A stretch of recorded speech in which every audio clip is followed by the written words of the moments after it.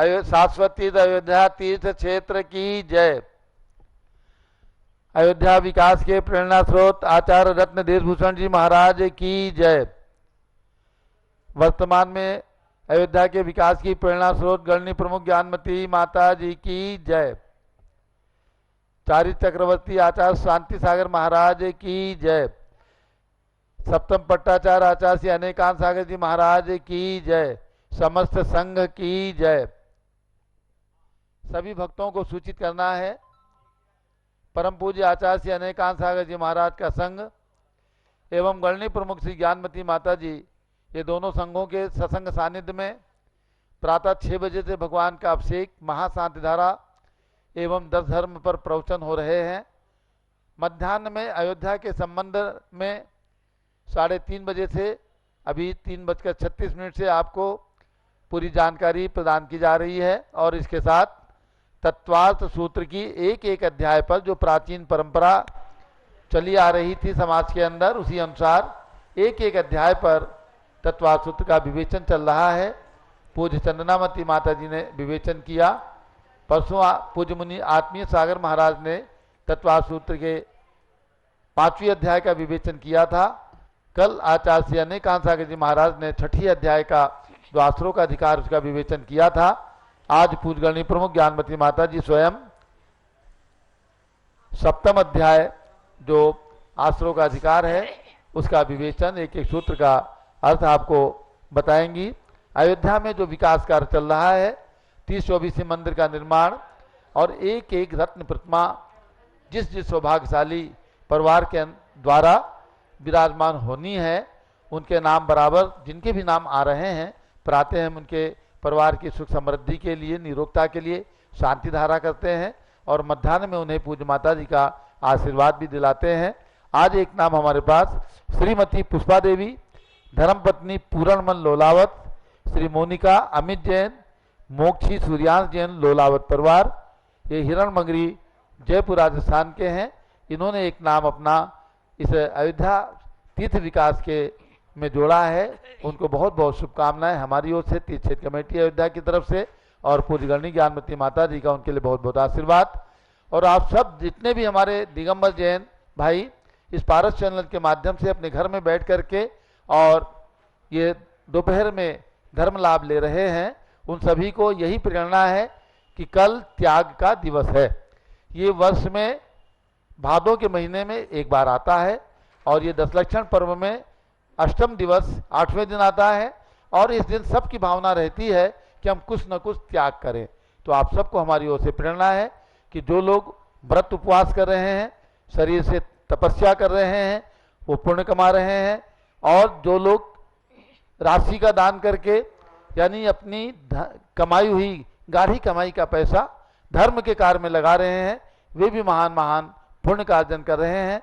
जैसा आपको विदित है कि अयोध्या वर्तमान में सबसे बड़ा तीर्थ है, भूतकाल में सबसे बड़ा तीर्थ था और भविष्यत काल में भी सबसे बड़ा तीर्थ रहने वाला है, क्योंकि ये हमारे आगम के अंदर शाश्वत तीर्थ माना गया है। इसलिए अयोध्या और सम्मेद शिखर, इन दो शाश्वत तीर्थ के अंदर जो भव्य निर्माण होने हों, उस निर्माण के अंदर यदि आपकी राशि लग जाती है, आपका तन धन लगता है, तो निश्चित रूप से आपका परिवार बहुत सौभाग्यशाली माना जाएगा। इसलिए हमारी ओर से प्रेरणा है, जिनकी जिनकी भावना बने, कल त्याग के दिन आप अवश्य अपना नाम अयोध्या के साथ जोड़ना। एक रत्न प्रतिमा और 30-24 मंदिर के निर्माण के शिलालेख में नाम संयुक्त रूप से, हमने अलग अलग राशि नहीं रखी है, एक साथ आपको 1,11,000 रुपये की राशि अपनी सुविधा के अनुसार प्रदान करना है। अपना नाम आज शाम तक भेज दीजिएगा। जो नंबर सामने आपको दिख रहे हैं उनमें से किसी एक नंबर पर सूचना देंगे, कल आपके नाम की घोषणा की जाएगी। आप इस राशि को महीने, 2 महीने, 6 महीने, 1 साल तक थोड़ा थोड़ा करके 1 साल तक दे सकते हैं। और अगर आपको सुविधा है तो एक बार में 1,11,000 रुपये की राशि जो अकाउंट नंबर अयोध्या का आपको भेजा जाएगा उसमें आपको भेजना रहेगा। अब पूज्य गणनी ज्ञानमती माता जी के द्वारा सुनिए तत्वार्थ सूत्र के 7वें अध्याय पर विवेचन। और इसके साथ जिन्हें भी शांति धारा करानी हो, चाहे 1 दिन के लिए, 3 दिन के लिए, 9 दिन के लिए अथवा 1 माह के लिए, वे भी अपनी सूचना इन्हीं फोन नंबर पर दे करके और लाभ लेना। और अनंत चतुर्दशी के दिन विशेष शांति धारा होगी। और ये दिन सबसे इम्पॉर्टेंट दिन, सबसे महत्वपूर्ण दिन, सबसे बड़ा व्रत उपवास का दिन रहता है, अनंत चतुर्दशी बोलते हैं। इस दिन शांति धारा के लिए आप अपना नाम भेज करके और पुण्य लाभ जरूर लेना। अब पूज्य बड़ी माता जी। ओम नमः सिद्धेभ्यः, ओम नमः सिद्धेभ्यः, ओम नमः सिद्धेभ्यः। मोक्ष मार्गस्य नेतारं भेत्तारं कर्म भूवृतां ज्ञातारं विश्वतत्त्वानां वंदे तद्गुणलब्धये। भव्यात्माओं, तत्वार्थ सूत्र में 7वां अध्याय है, शुभ आश्रव का वर्णन। हिंसा नृतस्ते या ब्रह्म परिग्रहभ्यो वृत्तिर्वृतम। हिंसा अंधत यानी झूठ, चोरी, कुशील, अब्रह्म यानी कुशील और परिग्रह, इनसे विरति होना, इसी का नाम व्रत है। ये 5 पाप माने गए हैं। इन पांचों पापों से विरति होना, इसका नाम व्रत है। अब उसके भेद बताते हैं अगले सूत्र में आचार्य देव स्वयं। उमा स्वामी आचार्य, देश सर्वतोनुमहिति, एक देश रूप से इनका त्याग करना अनुव्रत, और पूर्ण रूपेण त्याग कर देना, पूर्ण रूपेण 5 पापों का त्याग कर देना महाव्रत है। ये महाव्रत धारण करने वाले पूर्ण रूपेण परिग्रह की त्यागी निर्ग्रंथ दिगंबर महामुनि ही होते हैं। और उपचार से आरिकाएँ महाव्रती वो भी मानी हैं। तत्स्थैर्यार्थम भावना पंचपंच, इन 5 व्रतों को स्थिर करने के लिए 5 भावनाएं मानी हैं। उसमें आप ध्यान में रखें, ये भावनाएं जो हैं श्री गौतम स्वामी ने भी मानी। 25 भावना पण विषय भावनासु, और 25 भावनाओं के अर्थ भी किए हैं। उसमें थोड़ा सा भले ही अंतर है, लेकिन 5 भावनाएं मानी हैं। तो प्राचीन परंपरा से, अनादि परंपरा है। बांग मनोगुप्तिया दान निक्षेपण समित्या लोकित पान भोजनानि पंच, यानी अहिंसा व्रत की 5 भावनाएं जो हैं, वचन गुप्ति, मनोगुप्ति, ईजा समिति, आदान निक्षेपण समिति और आलोकित पान भोजन, यानी सूर्य के प्रकाश में, दिन के प्रकाश में भोजन आदि करना। ये जो है 5 भावनाएं अहिंसा व्रत को स्थिर करने के लिए हैं। आगे है क्रोध लोभ भीरिस्व हास्य प्रत्याख्यानान्य बीच भाषणम च पंच। क्रोध, लोभ, भय, हास्य, इनका त्याग करना, और अनवीची भाषण यानी आगम के अनुकूल परंपरा, आगम परंपरा के अनुकूल ही वचन बोलना। ये सत्यव्रत की 5 भावनाएं हैं। शून्यागार विमोचिता वास परोपरोधाकरण भयक्ष स्तुति सद्धर्मा विसंवादा पंच। मुख्य रूप से ये भावनाएं जो हैं साधुओं में भी घटित होंगी, क्योंकि शून्यागार अर्थात पर्वत, गुफा, नदी, पर्वत आदि में निवास, ये मुख्य रूप से साधुओं के लिए भावनाएं घटित होंगी। और विमोचितावास यानी जो लोगों के द्वारा छोड़े गए ऐसे स्थानों में रहना, साधुओं के लिए मुख्य रूप से भावनाएं हैं। और परोपरोधाकरण, दूसरों को उस स्थान में ठहरने आदि से नहीं रोकना। भोजन की, आहार की शुद्धि, यानी 40 2 32 अंतरादि टालकर आहार लेना, यह भैक्ष शुद्धि है। और सहधर्मियों में विसंवाद नहीं करना आदि, ये 5 भावनाएं आचार्यव्रत की हैं। इसी भावनाओं में थोड़ा सा गौतम गंधर्व वाणी के अनुसार थोड़ा अंतर है, अलग अलग, उसमें फिर कभी प्रकाश डालेंगे। ब्रह्मचर्यव्रत की 5 भावनाएं हैं। स्त्री राग कथा श्रवण तन्मनोरांग निरीक्षण पूर्व रतानुस्मरण श्रेष्ठ रस स्वशरीर संस्कार त्यागा पंच। शीलव्रत की 5 भावनाएं हैं। स्त्रियों के राग की कथा नहीं सुनना, स्त्रियों के लिए पुरुषों की राग की कथाएं नहीं सुनना, और उनके मनोहर अंगों का निरीक्षण नहीं करना, पहली भोगी विषयों का स्मरण नहीं करना, काम वर्धक गरिष्ठ भोजन आदि नहीं करना, और अपने शरीर को संस्कारित करने का त्याग करना। ये सब 5 भावनाएं ब्रह्मचर्यव्रत की सुरक्षा के लिए मानी गई हैं। मनोज्ञा मनोज्ञ इंद्रिय विषय रागत देश वर्जनानि पंच। 5 इंद्रियों के जो इष्ट अनिष्ट विषय हैं उनमें रागत देश नहीं करना। देखिए ये 5 जो है परिग्रह त्याग की भावनाएं। मुख्य रूप से ये व्रतों को स्थिर करने के लिए भावनाएं की जाती हैं। हिंसा द्विसहा मुत्रा पाया वध्य दर्शनम। देखिए ये जो हिंसादिक पाप हैं ये क्या है? कि इह माने इस लोक में और अमुत माने परलोक में हमेशा अपाय यानी कष्ट देने वाले हैं, दुर्गति में ले जाने वाले हैं आदि, ऐसा इनका चिंतन करना। समझे? ये इस लोक और परलोक में कष्ट देने वाले हैं और निंदा के भी कारण हैं आदि, ऐसा, और अवैध यानी पाप के कारण हैं, ऐसा चिंतन करते रहना। दुख में हुआ, ये दुख रूप ही हैं, अर्थात ये पांचों पाप अनादि परंपरा से अनादि संसार में हमें और आपको दुख ही देने वाले हैं। इनसे कभी किसी को न सुख मिला है न मिलेगा, तत्काल में भले ही दिखे। मैत्री प्रमोद कारुण्य माध्यस्थ्यान च सत्य गुणाधिक क्लिश्यमाना विनयेषु, ये सूत्र बहुत ही मायने रखता है। अभी सभी सूत्र महत्वपूर्ण है, एक एक सूत्र तो एक एक अपने आप में अत्यधिक महिमापूर्ण है ही है। आचार्य उमा स्वामी के एक एक सूत्रों में कहते हैं ना, अनंत अर्थ गर्भित, कहते हैं मैत्री प्रमोद कारुण्य और मध्यस्थ भावना, किनके विनय? सत्य, सत्य यानी सभी प्राणियों में हमारा मैत्री भाव रहे, सत्य से मैत्री, और गुणाधिक जीवों में जो गुण से अपने से अधिक है उनमें प्रमोद भाव, हर्ष भाव, देखते ही प्रसन्न मना हो जाना, और दुखी जीवों में करुणा भाव, और जो अभिनयी है यानी जो अपना अभिनय करने वाले, अपना अपने साथ दुर्व्यवहार करने वाले, गलत व्यवहार आदि करने वाले हैं, उनके प्रति मध्यस्थ भावना, साम्य भावना, उनके प्रति क्रोध वैर भाव आदि लेने का, बदला लेने का भाव आदि नहीं होना, ये बहुत बड़ी बात है। तो ऐसी भावनाएं जो हैं हमेशा भाते रहना चाहिए। मैत्री प्रमोद कारुण्य और माधुर्य भावनाएं, चार भावनाएं अपने आप में गारहस्थ जीवन में और साधु जीवन में हमेशा ही सुख देने वाली ही है। जगत काय स्वभाव व संवेग वैराग्यार्थम, ये सूत्र भी अपने आप में बहुत ही महत्वपूर्ण है। हमेशा प्रतिदिन मैं तो कहूँगी इसका चिंतन करते ही रहना चाहिए। जगत यानी संसार और काय यानी शरीर, इनके स्वभाव का चिंतन करना। इससे क्या होता है? संवेग यानी धर्म से प्रीति होती है और शरीर से, संसार से वैराग्य होता है। संसार शरीर से वैराग्य होने के लिए यानी विरक्त भावना बनी रहे, ये गृहस्थ के लिए भी उपयोगी है, साधु जीवन में तो उपयोगी है ही है सभी को। जगत काय स्वभाव हुआ, जब कोई परिस्थिति आती है हानि की, दुख की, तो जगत और काय का स्वभाव चिंतन करना। संसार का यही स्वभाव है, शरीर का यही स्वभाव है। शरीर, एक शरीर में 5,68,00,000 आदि व्याधियाँ हैं, तो शरीर तो व्याधि का घर है और संसार तो दुख की खान है।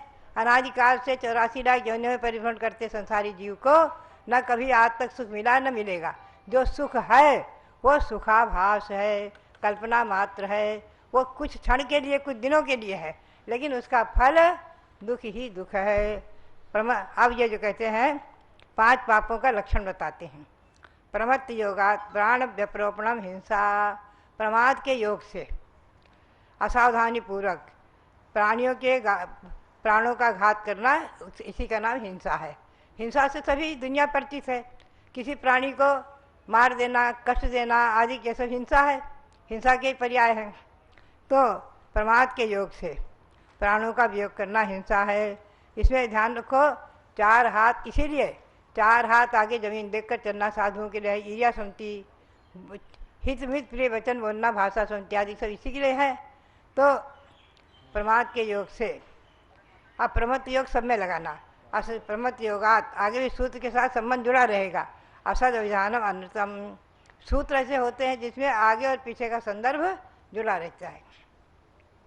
तो प्रमाद के योग से असत्य नहीं बोलना, सत्य बोलना, ये झूठ का त्याग है।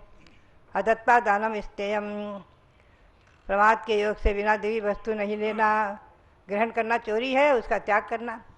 तो ये तो यहाँ पर 5 पापों के लक्षण बताते हैं। मैथुनम अब्रह्म, और मैथुन क्रिया या कुशील ये अब्रह्म है। मूर्छा परिग्रह, मूर्छा यानी ममत परिणाम होना परिग्रह है। इसमें जो है एक ध्यान रखो, दिगंबर और श्वेतांबर दोनों परंपरा में तत्वार्थ सूत्र मान्य है, परंतु मूर्छा परिग्रह का अर्थ कुछ लोग अलग भी कर देते हैं, अनर्थ कर देते हैं। उनका कहना रहता है कि हमारे पास परिग्रह होते हुए भी हमें उसमें ममत्व नहीं है, मूर्छा नहीं है, तो हम परिग्रही नहीं हैं। लेकिन यहाँ ऐसा नहीं है।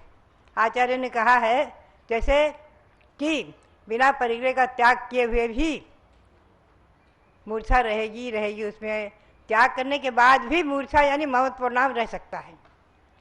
तो त्याग तो बाह्य त्याग तो आवश्यक है ही है, बाह्य त्याग किए बिना अभ्यंतर त्याग हो ही नहीं सकता। इसलिए मूर्छा यानी ममत्व परिणाम जब तक उसको छोड़ेंगे नहीं तब तक छूट नहीं सकता है, छोड़ने के बाद भी ममत्व परिणाम रह सकता है। इसलिए मूर्छा परिग्रह का अर्थ नहीं कि परिग्रह रहे और कह दिया हमारा इसमें ममत्व नहीं है इसलिए हम निष्परिग्रही हो गए, सो नहीं हो सकता। ऐसा होता तो तीर्थंकर भगवान भी दैगंबरी दीक्षा लेकर तपस्या क्यों करते हैं? भगवान शांतिनाथ चक्रवर्ती थे, सोचते चक्रवर्ती पढ़ते मोक्ष प्राप्त कर लेंगे, नहीं नहीं, छोड़ करके दैगंबरी दीक्षा लेकर के ही तपस्या करके ही केवल ज्ञान प्राप्त किया है आदि। तो इसलिए निशल्यो व्रति, व्रति का लक्षण है शल्य नहीं होना। शल्य के भेद माया मिथ्या निदान ऐसे 3 माने हैं मुख्य रूप से, लेकिन गौतम स्वामी ने 8 भी भेद माने हैं। क्रोध आदि को भी शल्य माना है, क्रोध मान माया लोभ आदि को भी। तो यहाँ तो जो है 3 शल्य मुख्य रूप से हैं, माया मिथ्या निदान। इन शल्यों से रहित होना ही वृत्ति का लक्षण है। अगार्य नगारश्च, व्रति के 2 भेद हैं, हमेशा ध्यान रखना, अगारी और अनगारी। ये व्रतों को पालन करने वाले अगारी यानी श्रावक जो घर में रहते हैं वो अगारी कहलाते हैं। अगार यानी घर में रहने वाले अगारी, और जो घर का त्याग करने वाले वो अनगार कहलाते हैं। अनगार यानी घर का त्याग करने वाले। तो ये अगारी और अनगारी के भेद से व्रत के 2 भेद हो गए। गृहस्थ एक देश रूप से व्रतों का पालन करते हैं और साधु पूर्ण रूप से व्रतों का पालन करते हैं, वो महाव्रती कहलाते हैं। अणुव्रतोगारी वो स्वयं लक्षण करते हैं कि जो अणुव्रती है वो अगारी यानी गृहस्थ हैं। गृहस्थ धर्म का पालन करते हुए अणुव्रती होना देखा जाए तो अति आवश्यक हो जाता है। अणुव्रती का गुणस्थान बदल जाता है, हमेशा ध्यान रखें। अणुव्रती पंचम गुणस्थान में आ जाता है, उसका गुणस्थान बदल जाता है, उसकी महिमा है अपने आप में। निर्जरा कर्मों की निर्जरा विशेष होने लगती है। तो उसके जो है ये 5 व्रत बताए। तो एक देश रूप में त्याग करने वाले अणुव्रती और पूर्ण रूप में 5 पापों का त्याग करने वाले महाव्रती। यहाँ तक तो ये हुआ। अब दिग्देशा नरसदंड विरति सामायिक क्रोधोपवासोपभोग परिभोग परिमाणा तिथि संविभाग व्रत संपन्नश्च, ये 3 गुणव्रत और 4 शिक्षाव्रत के लक्षण किए हैं। दिग्व्रत, देशव्रत, अनर्थदंड व्रत और दिशाओं की प्रमाण कर लेना। इन दिशाओं में इतना इतना हम जाएंगे और जीवन भर के लिए, और कुछ समय के अनुसार प्रमाण करना देश व्रत है। और अनर्थ दंड, बिना प्रयोजन अनर्थ नहीं करना, बिना प्रयोजन किसी पृथ्वी को खोद रहे हैं, वनस्पति काट रहे हैं आदि, बिना प्रयोजन नहीं। जो प्रयोजन है गृहस्थ उसको तो करना ही पड़ेगा। पानी भरना है भरना पड़ेगा, गृहस्थ का आरंभ करना है करना पड़ेगा, लेकिन बिना प्रयोजन भी करते रहना वो अनर्थ दंड कहलाता है। ऐसे ही सामायिक, त्रिकाल सामायिक करना, प्रोधोपवास, अष्टमी चतुर्दशी को अपनी शक्ति के अनुसार व्रत करना, और भोगोभोग का प्रमाण कर लेना, भोग वस्तुएं उनका प्रमाण करना, और अतिथि संविभाग, ये 4 शिक्षा व्रत है। अब इसमें ध्यान रखना कि श्री गौतम स्वामी ने संलेखना को भी 12 व्रत में ही लिया है। तो उन्होंने दिग्व्रत देशव्रत को अलग अलग नहीं किया है, एक में ही लिया है, दिग विदिग विरति। तो वहाँ जो है गौतम स्वामी ने और कुंद देव ने 12 व्रतों के अंतर्गत ही संलेखना को लिया है। अनेक आचार्यों ने 12 व्रतों के अंतर्गत ही संलेखना को लिया है, और उमा स्वामी आचार्य से यहाँ से अंतर पड़ा है, तो इन्होंने संलेखना को अलग किया है और 12 व्रतों में संलेखना नहीं ली है। ये कभी भी जो है इन सब बातों को थोड़ा ध्यान में रखना चाहिए, कहाँ क्या क्या अंतर है। जो विशेष स्वाध्याय प्रेमी हैं उनको ये बातें नोट करनी चाहिए। मारणांत किम संलेखनाम जोशिता, मरण के अंत में, मरण के समय, मरण के अंत में, अपने जीवन के अंत में भावपूर्वक संलेखना ग्रहण करना, क्षमता पूर्वक शरीर का त्याग करना, इसी के नाम संलेखना है। सत सम्यक पूर्वक शरीर का त्याग करना, अधिक कषाय, काय और कषाय, समीचीन भावना पूर्वक, सम्यक पूर्वक काय और कसाय को क्रश करना, इसी का नाम संलेखना है। ये बहुत महत्वपूर्ण है। जैन परंपरा के अनुसार वैदिक परंपरा में भी संन्यास वर्ण को महत्व दिया है। संन्यास वर्ण का बहुत ही महत्व माना है वैदिक परंपरा में भी। इनके अब ये जो है सम्यक दर्शन और 5 अणुव्रत, 3 गणव्रत, 4 शिक्षाव्रत और संलेखना, इनके 5-5 अतिचार होने से कितने हो जाते हैं? 14 के 70 अतिचार हो जाते हैं। सम्यक के 5 अतिचार, 12 व्रतों के 5-5 अतिचार और संलेखना के 5-5 अतिचार। तो इन अतिचारों का वर्णन है जो इन व्रतों को धारण करते हैं। वो अतिचारों से, अतिचार का अर्थ होता है कुछ दोष लगना। देखिए 4 बातें हैं: अतिक्रम, व्यतिक्रम, अतिचार, अनाचार।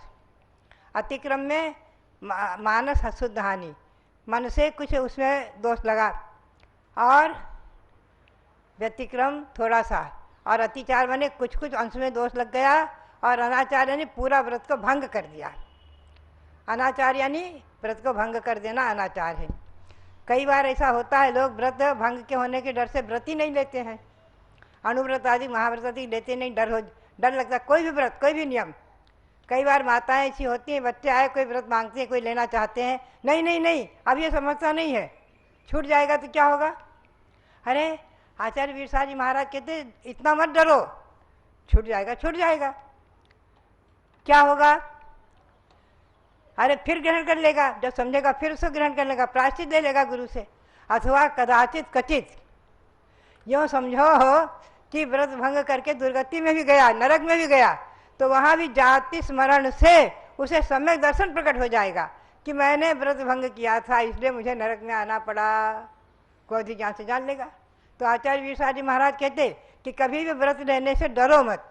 और शांतिसार महाराज ने तो अपने अंतिम संलेखना में 26वें उपवास में जो प्रवचन किया, जो रिकॉर्डिंग हुआ, उसमें उन्होंने कहा है, बाबा नो भीव न का संयम धारण करा, संयम धारण करा, भीव न का, भीव न का।